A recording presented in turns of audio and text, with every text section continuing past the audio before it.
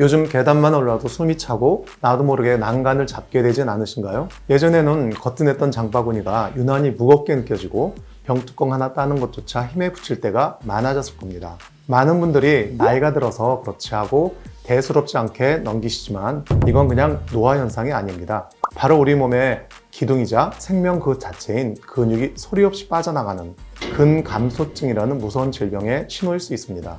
근육이 줄어들면 단순히 힘이 없어지는 것에서 그치지 않습니다. 우리 몸의 균형을 잡아주던 근육이 사라지니 길을 걷다 살짝만 비틀거려도 쉽게 넘어져 고관절이나 척추가 부러지는 심각한 부상으로 이어질 수 있습니다. 한번 크게 다치고 나면 회복도 더디고 그대로 누워 지내게 될 확률도 높아지죠. 이뿐만이 아닙니다. 근육은 우리 몸에 들어온 포도당의 70% 이상을 소모하는 가장 큰 에너지 창고입니다. 이 창고가 작아지니 남은 포도당이 혈액을 떠돌며 혈당을 높이고 결국 당뇨병의 위험을 급격하게 끌어올립니다. 고혈압, 고지혈증 같은 만성 질환의 위험이 커지는 것은 물론이고요. 내 노후 건강이 송두리째 흔들 수 있는 아주 무서운 문제입니다. 그래서 나이가 들수록 단백질은 반드시 챙겨 먹어야 하는 거죠. 단백질은 우리 몸에서 근육이 합성되는데 필수적인 영양소니까요.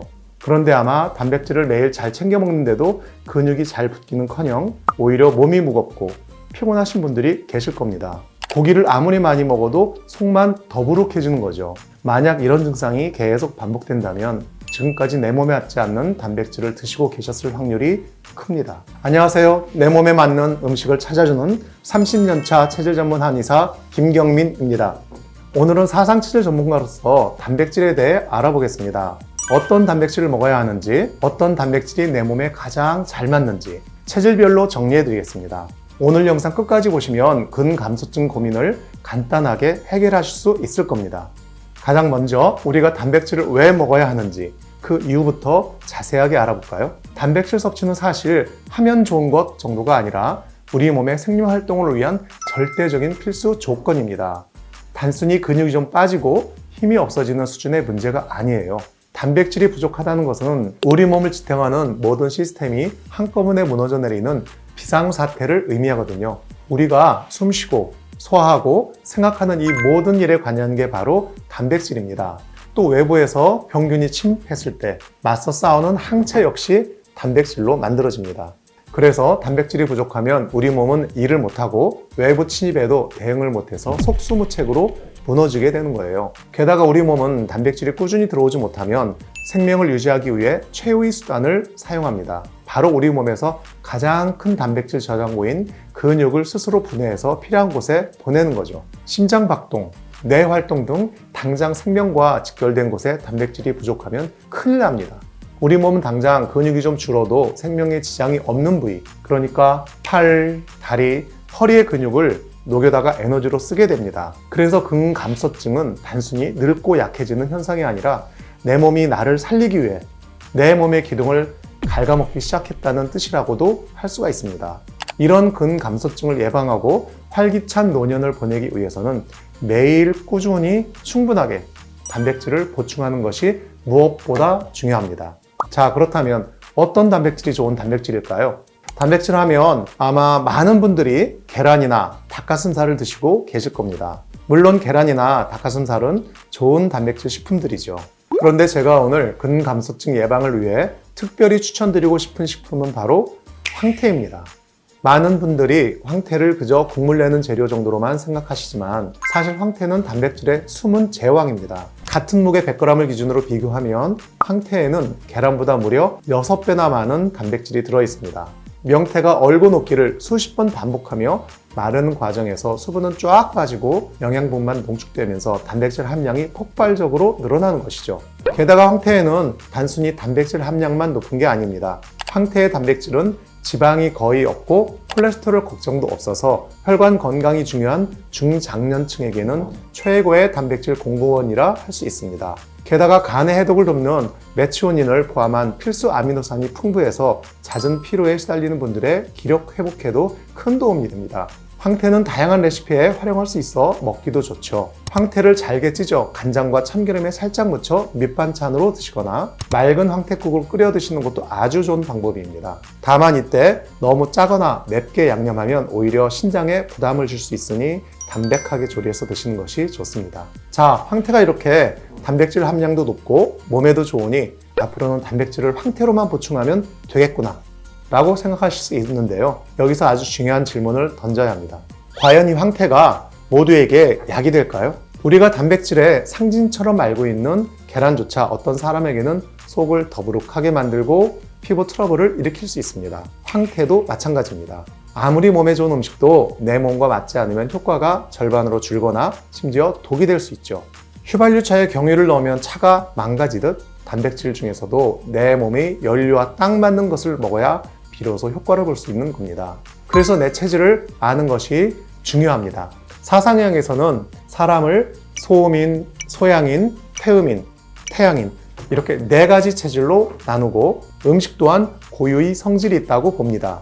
사람의 체질과 음식이 가진 고유의 성질이 서로 상충되면 속이 안 좋다던가 피부에 두드러기가 올라온다던가 만성 피로에 시달리는 식으로 신체적 반응이 나타날 수 있습니다. 특히 단백질처럼 많은 에너지를 가진 음식은 체질과 충돌했을 때 그 부작용이 더 크고 명확하게 나타날 수 있고요. 그렇다면 대체 나는 어떤 체질인가? 그리고 어떤 단백질을 먹어야 하나? 궁금하시죠? 우선 간단하게 자신의 체질을 알아보실 수 있도록 체질별 특징을 설명해 드릴게요. 소화력이 약하고 췌장과 위장 기능이 약해서 소화가 잘 되지 않는 분들, 조금만 먹어도 잘 체하는 분들은 소민 체질일 수 있습니다. 반면 소화력이 강하지만 열이 많고 몸에 염증이 잘 생긴다, 신장이 약하다, 이런 특징은 소양인의 특징입니다. 다음으로 태음인은 강이 강하고 폐가 약한 것이 특징인데요. 땀이 많은 체질인데 육식을 하면 더 땀이 많아집니다. 고혈압 발생률이 높은 것도 대표적인 특징입니다. 마지막 태양인은 10,000명 중에 5명도 되지 않을 만큼 드문 체질인데요. 간이 약해서 대부분의 약물이 몸에 부담이 되고 육식보다는 생선이나 신선한 채식을 할 때 몸이 편안한 것이 특징입니다. 하지만 이 정도만으로는 체질을 정확히 알 수 없기 때문에 보다 정확한 체질 자기 진단을 하고 싶으신 분들은 고정 댓글을 확인해 주세요. 자, 그럼 지금부터는 체질별로 약이 되는 단백질과 독이 되는 단백질을 바로 공개하겠습니다. 첫 번째로 소민 체질에 맞는 단백질을 알아볼게요. 우선 소민은 한마디로 차가운 위장을 가진 사람이라고 생각하시면 쉽습니다. 선천적으로 소화기가 약하고 몸이 차기 때문에 조금만 찬 음식을 먹어도 배탈이 나거나 소화불량을 겪기 쉽죠. 따라서 소민의 단백질 섭취 원칙은 명확합니다. 차가운 소화기를 따뜻하게 데워줄 수 있는 따뜻한 성질의 단백질을 먹는 것입니다. 이런 소민에게 약이 되는 단백질은 닭고기, 계란, 오리고기, 양고기 등이 있고요. 해산물로는 고등어, 장어가 잘 맞습니다. 또 미역, 다시마 등에도 단백질이 생각보다 많이 들어있는데 소민에게는 이런 해조류도 잘 맞습니다. 이 음식들은 모두 성질이 따뜻해서 약한 소화 기능을 돕고 몸 전체에 활력을 불어넣는데 도움이 되거든요. 실제로 저희 병원에 오셨던 60대 여성 환자분이 계셨습니다. 늘 속이 더부룩하고 기운이 없어 내원하셨는데 근력을 키워야 한다는 말에 매일 저녁으로 돼지고기 수육을 드시고 계셨더라고요. 하지만 돼지고기는 차가운 성질이라 몸이 차고 소화기가 약한 소민에게는 맞지 않는 음식입니다. 그래서 제가 그분에게 돼지고기를 끊고 따뜻한 성질의 닭고기나 추어탕을 드셔보시라고 권해드렸는데요. 한 2주 뒤쯤 내원하셔서 속이 정말 편해졌다고 말씀하시더라고요. 무엇보다 아침에 일어날 때 몸이 가뿐한 게 신기하다고 하셨는데 이것만 봐도 체질에 맞는 음식을 먹는 게 이렇게 중요하다는 걸 알 수 있죠. 반대로 소민이 반드시 피해야 할 독이 되는 단백질은 뭐가 있을까요? 바로 돼지고기, 소고기, 그리고 새우나 게 같은 각각류입니다. 이 음식들은 성질이 차갑거나 소화에 부담을 주어 소민의 약한 위장을 더욱 힘들게 만들 수 있습니다. 다음은 소양인에게 맞는 단백질을 알아보겠습니다. 소양인은 소민과는 정반대입니다. 뜨거운 위장을 가진 사람이죠. 소화기에 열이 많아 소화력은 왕성하지만 상대적으로 신장 기능은 약한 체질입니다. 몸에 불필요한 열이 쉽게 쌓여 변비, 피부 트러블, 가슴 답답함 등을 자주 느낍니다. 따라 소양인은 몸속에 불을 꺼주고 약한 신장의 기운을 보충해주는 서늘한 성질의 단백질을 섭취해야 합니다. 소양인에게 약이 되는 단백질은 돼지고기, 민어, 가자미, 도미, 갈치 등의 흰살 생선과 새우, 낙지, 전복 등이 좋습니다. 이 음식들은 모두 성질이 차서 소양인의 과도한 열을 식히고 몸의 진액을 보충하는 데 아주 효과적입니다. 그런데 반대로 소양인이 닭고기나 소고기, 양고기, 장어, 고등어 이런 뜨거운 성질을 가진 음식들을 먹으면 탈이 나기가 쉽습니다. 열이 많은 서양인이 열이 많은 음식을 먹는 건 말 그대로 불난집에 기름을 붓는 거나 다름없거든요. 그래서 서양인은 여름철에 특히 삼계탕을 조심하셔야 합니다.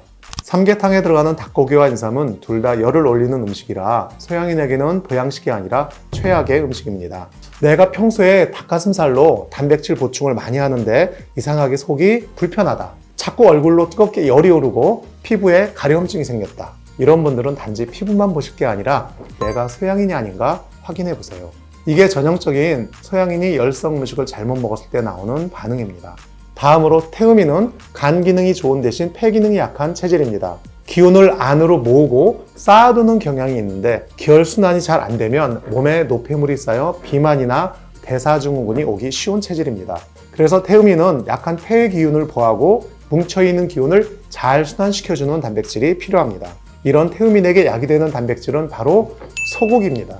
소고기는 태음인의 약한 폐 기운을 보충해주는 최고의 보약이라고 할 수 있습니다.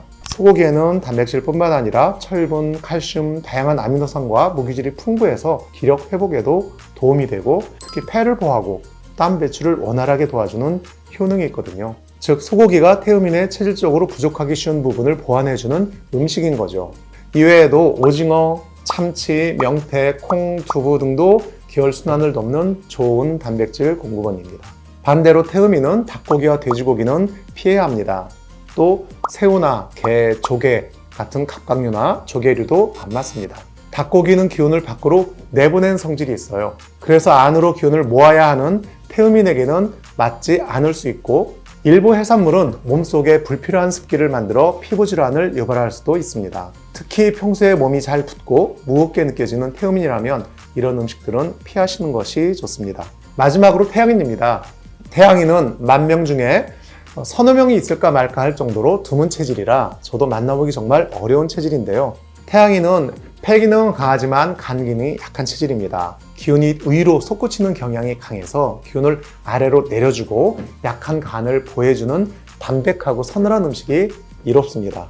이런 태양인에게 약이 되는 단백질은 조개, 전복, 새우 같은 해산물이나 지방이 적은 흰살 생선입니다. 이런 음식들은 성질이 서늘하고 담백해서 약한 간에 부담을 주지 않고 위로 뜨는 기운을 안정시켜주는 데 도움을 줍니다. 반대로 태양인에게 독이 되는 단백질은 소고기처럼 기름지고 따뜻한 성질의 육류인데요. 태양인의 약한 간이 이런 기름진 음식을 먹으면 두통이나 뒷목이 뻣뻣함 같은 증상이 악화될 수 있습니다. 자, 오늘 단백질에 대해 정말 많은 이야기를 나눴는데요. 늘 강조하지만 핵심은 이겁니다. 세상에 절대적으로 좋은 음식이나 절대적으로 나쁜 음식은 없다는 것입니다. 소민에게는 최고의 보약인 닭고기가 소양인에게는 독이 될 수 있고 태음인에게 약이 되는 소고기가 태양인에게는 병을 악화시킬 수 있는 것처럼 말이죠. 음식 그 자체가 아니라 내 몸과 음식의 관계가 약과 독을 결정하는 겁니다. 오늘 알려드린 내용을 바탕으로 내 식습관을 한번 돌아보세요. 혹시 나도 모르게 내 체질과 맞지 않는 단백질을 꾸역꾸역 먹고 있지는 않았는지, 또 내 몸이 보내는 불편한 신호를 나이가 들어서 그렇겠지 하고 외면하고 있지는 않았는지 꼭 체크해 보시길 바랍니다. 다만 여기서 중요한 점은 나 소고기 먹으면 늘 소화가 잘 안 됐는데 소양인이네? 난 소고기만 먹으면 힘나던데? 태음인가? 이렇게 간단하게 체질을 구분하시면 안 된다는 겁니다.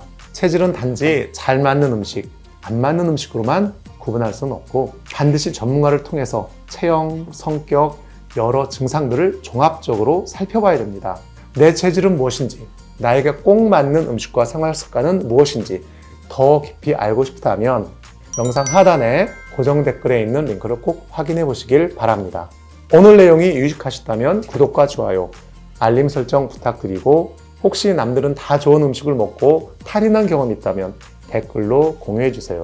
지금까지 30년차 사상체질 전문가 한의사 김경민이었습니다. 감사합니다.